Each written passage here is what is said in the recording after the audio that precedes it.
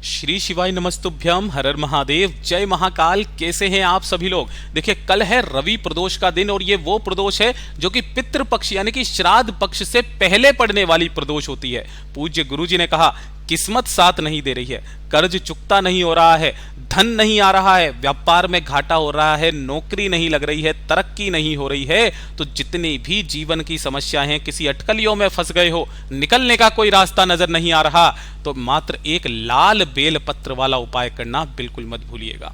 पूज्य गुरुजी की कथा से सुन करके और समझ करके पूरे उपाय को बड़े ही आसान भाषा में आपको बताऊंगा, परंतु उससे पहले आप सबसे एक छोटी सी प्रार्थना।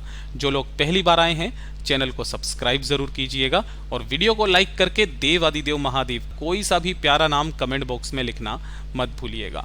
इस पूरे वीडियो में हम 3 महा उपायों के बारे में बात करेंगे जो कि आपको नियम बना करके प्रदोष के दिन करने ही करने हैं। ध्यान से सुनना, समझने की कोशिश करना। सबसे पहले बात करते हैं पहले वाले उपाय की।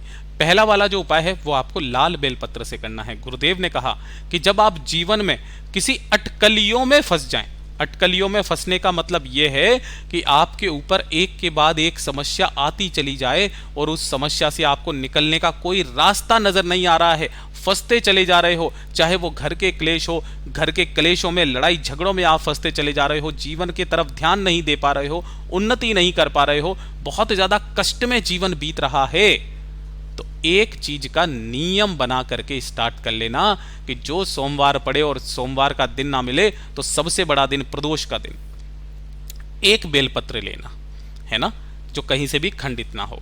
1 लोटा शुद्ध जल अपने घर का लेना तांबे के कलश में, और इसी के साथ में लेना होगा थोड़ा सा लाल चंदन, है ना।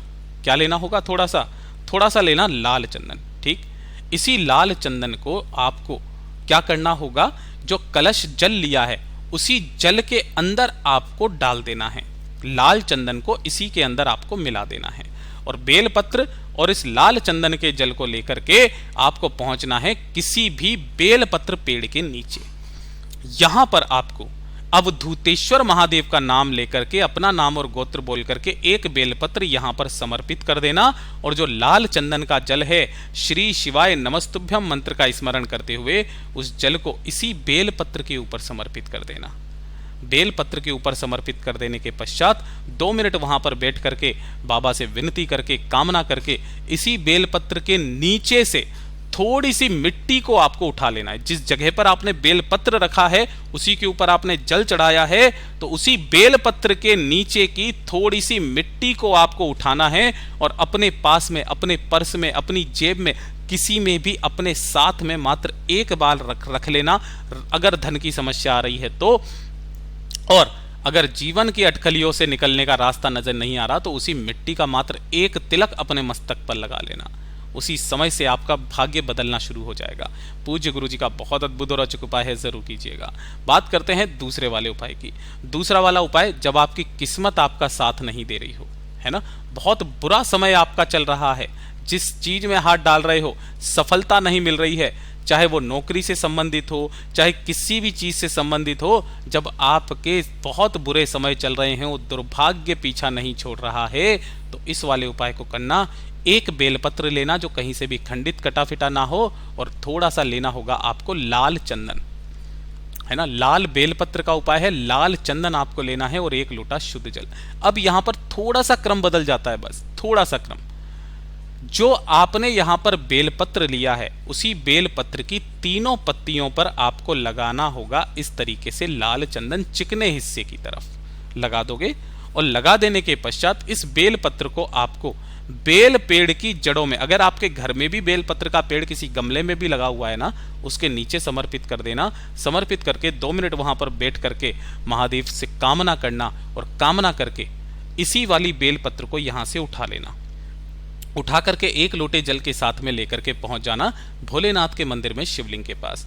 यहां पर आपको उत्तर दिशा, नॉर्थ डायरेक्शन की तरफ मुख करके खड़े हो जाना है।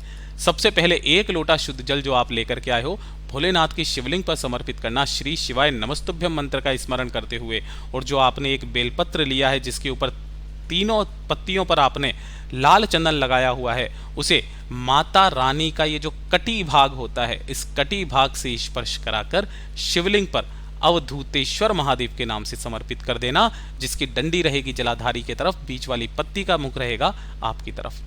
2 मिनट वहां पर बैठ करके बाबा से विनती करना, कामना करना। गुरुदेव ने कहा जो प्रदोष जो सोमवार पड़े उस दिन करना स्टार्ट कीजिए, फिर आपका भाग्य मेरा बाबा बदल करके रखेगा। पूज्य गुरु जी का बहुत अद्भुत और अचूक उपाय है, जरूर कीजिएगा। बात करते हैं तीसरे वाले उपाय की, और ये होगा आपकी कर्ज की मुक्ति के लिए। पूज्य गुरु जी ने कहा चाहे कितना भी बड़ा कर्ज क्यों ना हो, चुकेगा जरूर, और आपके घर में धन की आवक होना भी स्टार्ट होगी।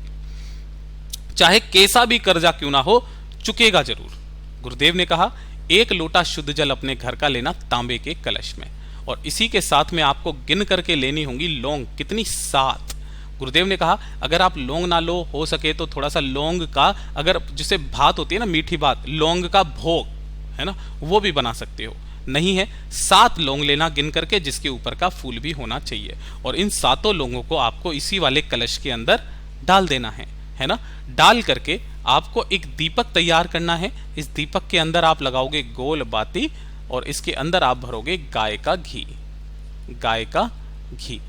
तो लौंग वाला जल और एक दीपक लेकर के आपके आसपास जो भी वट वृक्ष हो, ध्यान से सुनिएगा, केवल वट वृक्ष जिसे बड़ का पेड़ भी कहते हैं, यहां पर आप जाओगे।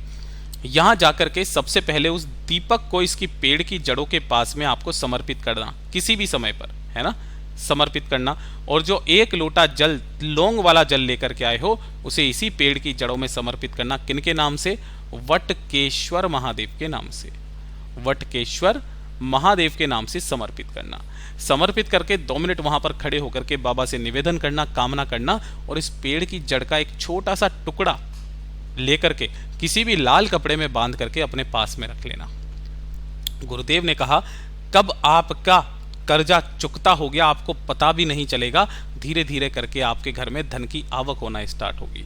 वैसे तो ये वाला जो उपाय है ना, करने का नियम गुरुदेव ने बताया, या तो 5 सोमवार कर लो, है ना, और जब आप अंतिम सोमवार करने जाओगे तब एक टुकड़ा उठा करके लेकर के आना, और या फिर आप 3 प्रदोष कर लो। पूज्य गुरु जी ने कहा आपके जीवन की, भाग्य की, तकदीर की रेखाएं बदलने का उपाय है ये। पूज्य गुरु जी का बहुत अद्भुत और अचूक उपाय है, जरूर कीजिएगा। साथ ही साथ गुरुदेव ने एक काम और बताया था कि जो प्रदोष पड़े, जो शिवरात्रि पड़े, या जो सोमवार पड़े, एक होता है गोल बाती का दीपक, एक होता है लंबी बाती का दीपक।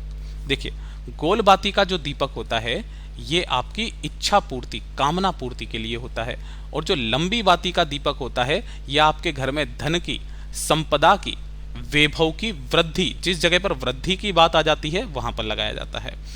तो 2 दीपक आपको हमेशा तैयार करने हैं।